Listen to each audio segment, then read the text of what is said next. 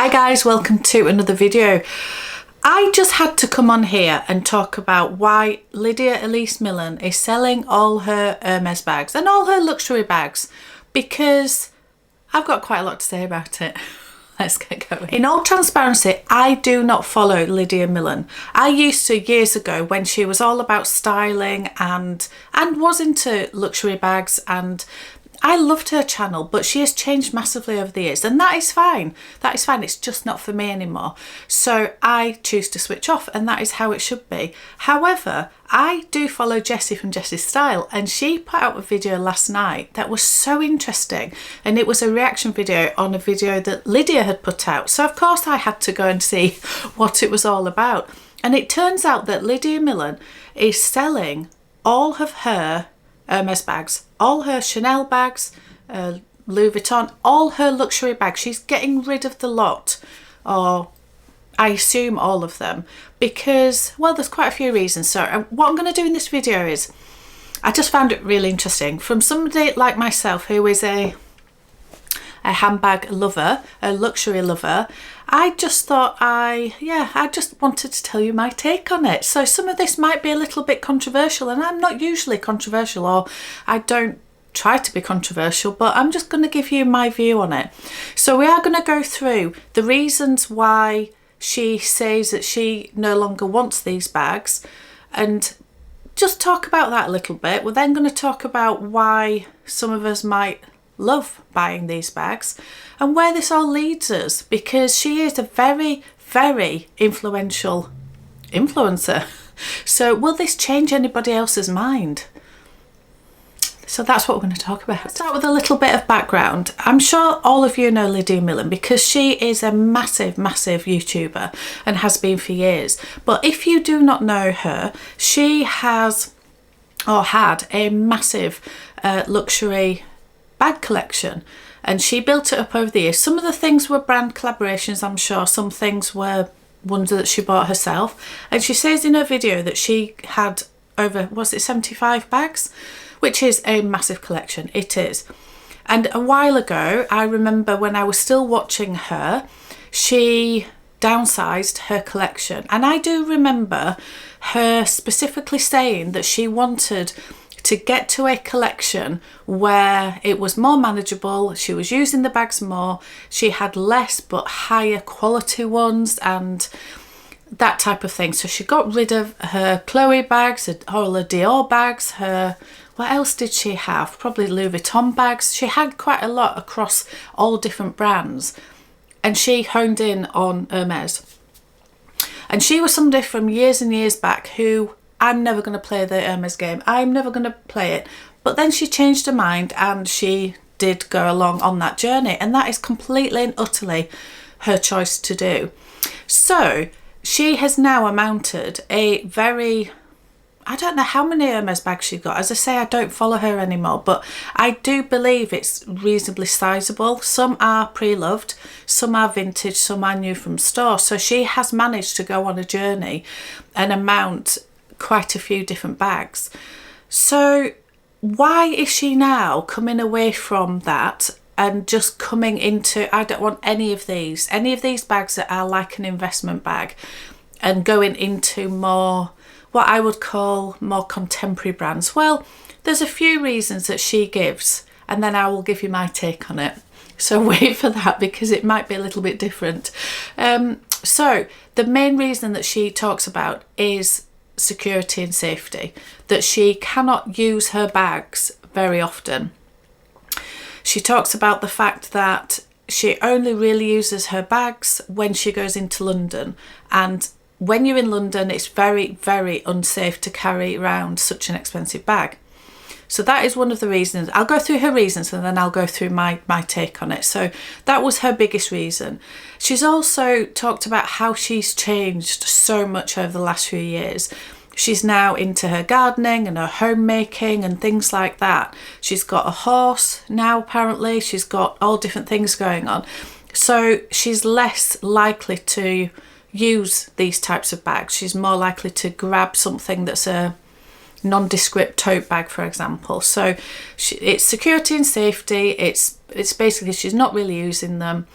But she also talks about the fact that she thinks that prior, when she was buying these things, that she was trying to somehow impress other people and make herself feel good buying these things and having these things. And now she's got to the point where she doesn't need to. She doesn't need to impress anyone anymore. It's not important to her. So she doesn't care what the branding says and whatever else. So she also talks about the other thing with security is she also talks about the fact that she can't keep her bags at home because of security risks. So she has to keep them in a vault, and it is an absolute pain getting them back out to use, and you just end up not bothering. So they're the reasons. Let me quickly give you my take on this. So security wise and taking your bags into London, completely and utterly agree. It is very, very difficult. I too don't have the sort of lifestyle where I am going to all sorts of different things all over the shop.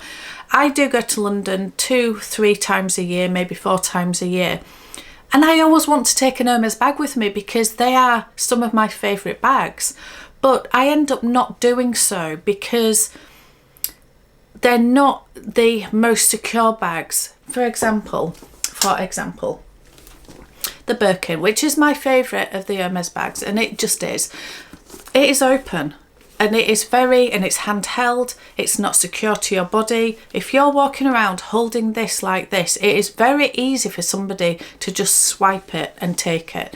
It's also easy for somebody to get their hand in. Now you can do it up and put the flap over and secure it fully like that, which does, not like this, but obviously fully done up. And that will make it more secure from pickpockets. However, if you want anything from your bag, it is an absolute pain to get in and out of. So most of us don't do that, and we carry them like this. So I completely understand that, completely, because I personally don't take any bags like that if I'm going to London, if I know I'm wandering around shopping.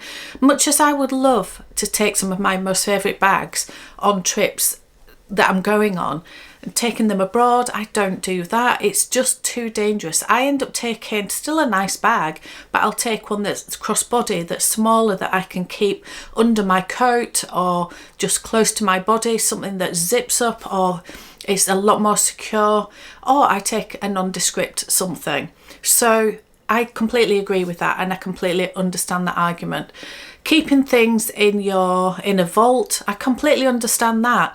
The way that she shows her whole life, her house, the setup, she shows you a full tour of her home, the gardens, everything. You could easily, I mean, I've never tried to because I'm not interested, but I'm sure you could find where she lives very, very easily because she gives a lot of hints and clues. So you know which area she lives in and everything else. So I do understand why, when you put yourself so much on the internet, why you wouldn't keep a lot of really valuable things in your home, or you would have to put so much security around your home.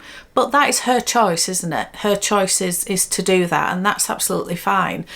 So I do understand it must be a pain to backwards and forwards and get another bag, and you just wouldn't bother. Okay, let's talk about the side of it that is she doesn't need to impress anybody anymore. Well, yes, from my point of view, I don't buy any of these bags to impress anybody. In fact, it does the opposite.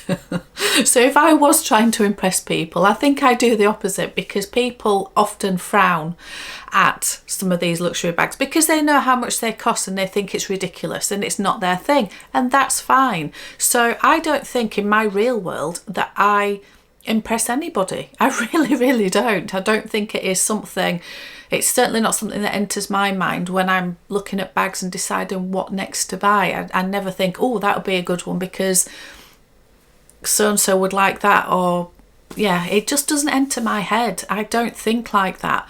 It may be that you guys think I might buy something for content. I don't. I'm just sharing what I love on here. So yeah, when you are an influencer as big as Lydia Millen, she can set a lot of trends and she influences a lot of things.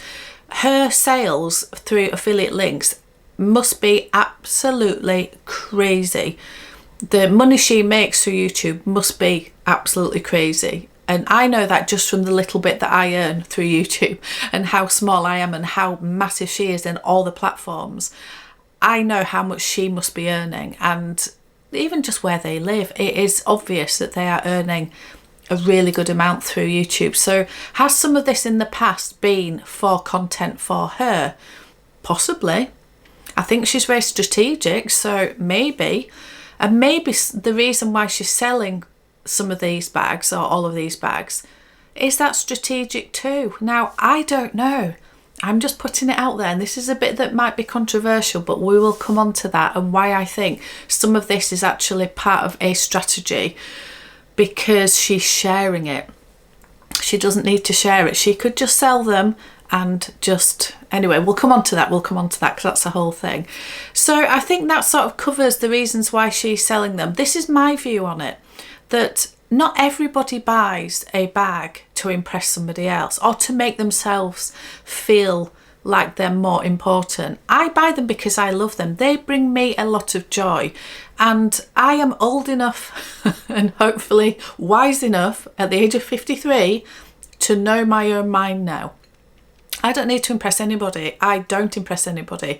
It is not even in my stratosphere to do that. So I don't buy these bags for any other reason that I love it. I love researching them. I love the chase of finding one. I love the buying of it. I love the using of it. I love the putting outfits together with things. Oh, I just love the whole thing. So yeah, I think my message from this is there may be Lydia's reasons for wanting to sell all her bags, but that doesn't mean that that will be everybody's experience. And I think it's just remember that if you want to keep your bags, then keep them. Don't be thinking, oh, everybody's doing this now and therefore it's not the right thing to have them and blah, blah, blah. You just, I say this, you do you. You decide what you want to buy and what you want to keep and what you want to sell. And that's it. And I don't think she is entirely trying to influence other people and saying that it's now a bad thing. I don't think she said that in a video at all. It's more that she is very influential, so people could be influenced to think in the same way, if that makes any sense. From the videos that I've seen of Lydia Millen's, and this is why I ended up stopping watching a while back, her content has changed massively. She's into gardening, homemaking.